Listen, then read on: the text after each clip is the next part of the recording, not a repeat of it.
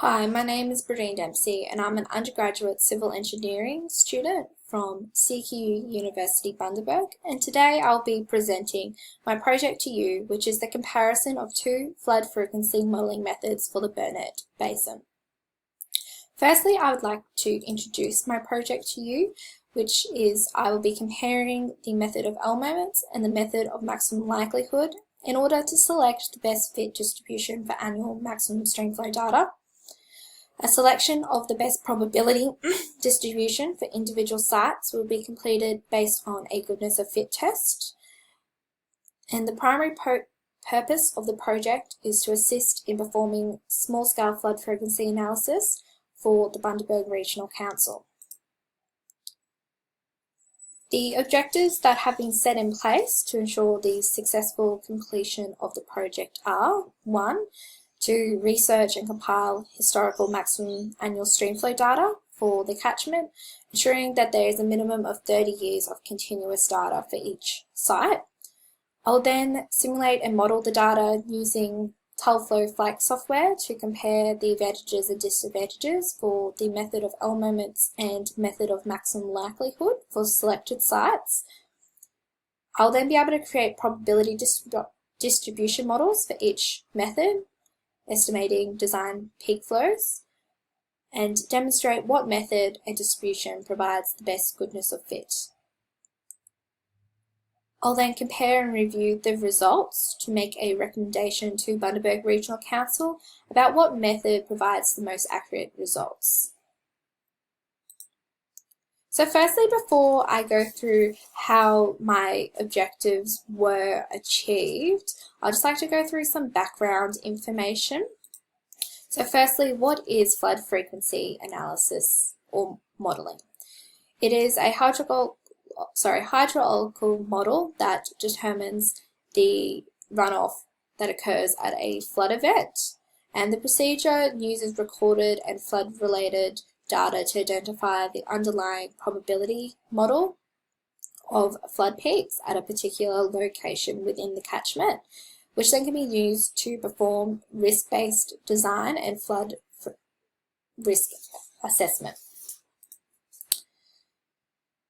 The method of L moments was developed by Hoskins, and the method is robust to outliers and virtually unbiased to small samples, therefore making L moments a suitable method for flood frequency analysis and identification of suitable probability distributions.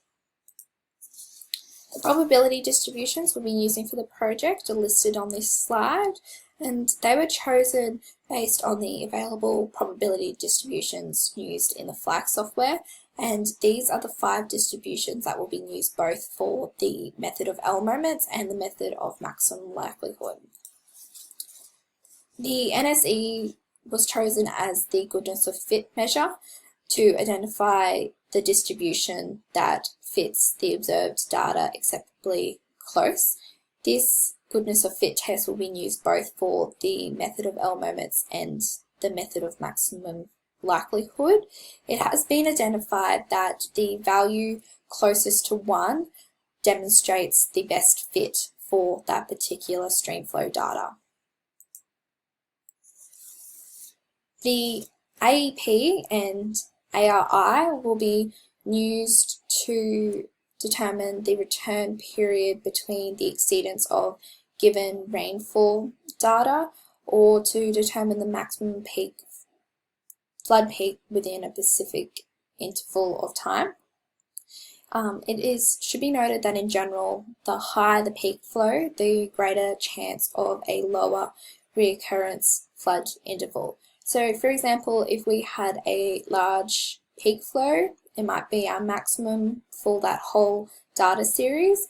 It could have an interval of 100 years. So by having that interval of 100 years, it gives a probability occurrence of 1 in 100 years, therefore giving a percentage of 1% of that particular flood event occurring again.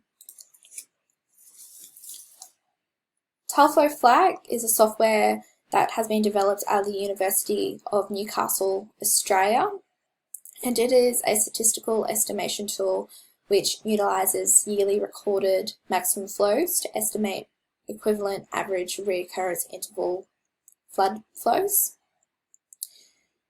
It should be noted that the software is also compliant with major revision of industry guidelines for flood estimation, documented in the updated draft of the Australian Rainfall and Runoff Guideline. So here's just a quick breakdown of the steps that were taken to complete the project. I'll now go into them in more detail. Data collection. So firstly, the proposed basin from the Bundaberg Regional Council to investigate was the BURNETT Basin.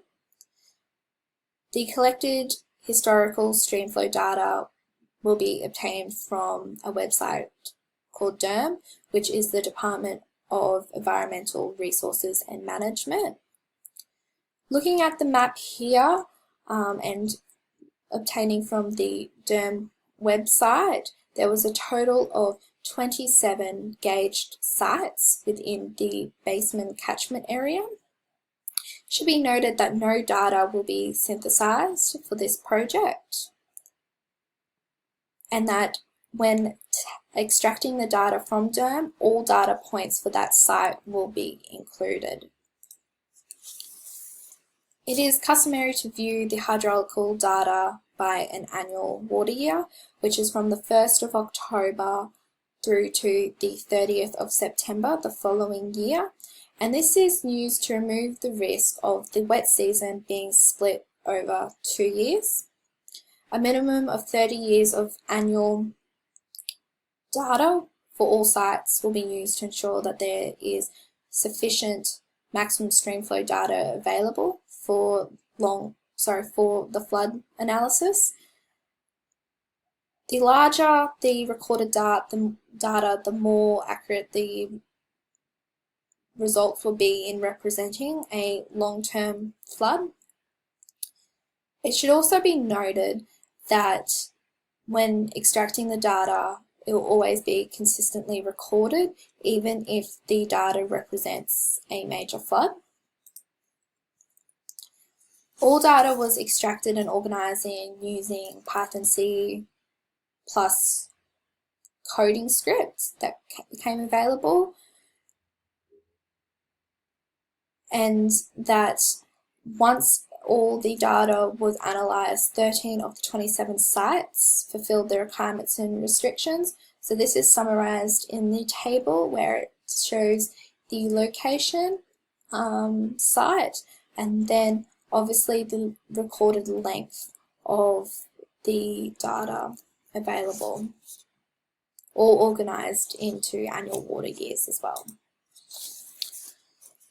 So using the statistical estimation tool of Telflow Flight, the software is able to prepare data by using the estimate of the RII for the maximum discharge of an annual water year using the method of L moments.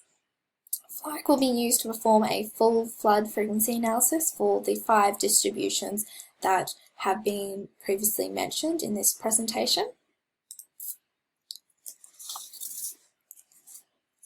Unfortunately, the ability to directly output NSE values was not available with the FLIKE software, therefore making it tricky to compare the results accurately other than possibly using the method of observation from the graphs provided from FLIKE.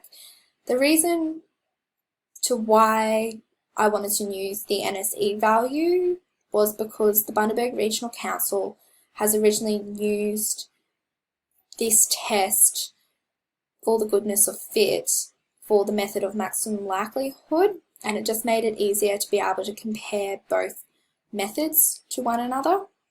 Because FLIKE essentially only outputs an AEP for the input gauge flow entered, and I needed an AEP for the Pacific flow to calculate the NSE value, a log linear interpolation will be used, so that's a log along the x-axis. In this graph, we haven't used that method just of yet. We used a third order polynomial regression to find this graph. However, we have determined to use a log linear interpolation after talking to the flight developers who suggested we should use it. But similar results should possibly be obtained. So as you can see, we have each of the 5 distributions here and their NSE value, and this graph is for the method of L moments, but we hope to be able to produce a similar result for the method of maximum likelihood, so then we can compare both to each other for that particular site to see what method is the most appropriate. As you can see noted here, we haven't been able to get the results for the maximum method of likelihood, but we do have Python C+ coding now available, so hopefully in the next week I'll be able to start analyzing these results. Obviously, as I mentioned, not all the results have been fully finalized yet due to some complications, but here I've just quickly noted what I hope to be achieved in the results, and that will be to have an NSE value for each distribution for each site that will be compared, and the value that is closest to 1 will represent the best fit for that location for the method of L moments data as well as for the method of maximum likelihood. A tally will be then completed to determine what probability distribution is the most appropriate and what method was able to provide that information as well. And I'm happy to say that we've been able to cover a range of different catchment sizes and geographical locations using the BURNETT basin, which therefore will hopefully give confidence in the results that I will produce for this project. So to bring a bit of a conclusion about, I'll just quickly talk about the project benefits from finishing this study. So I will have produced a way through the study to simulate and understand the movement of floodwater through waterways, or even it could be used for storage elements or hydraulic structures.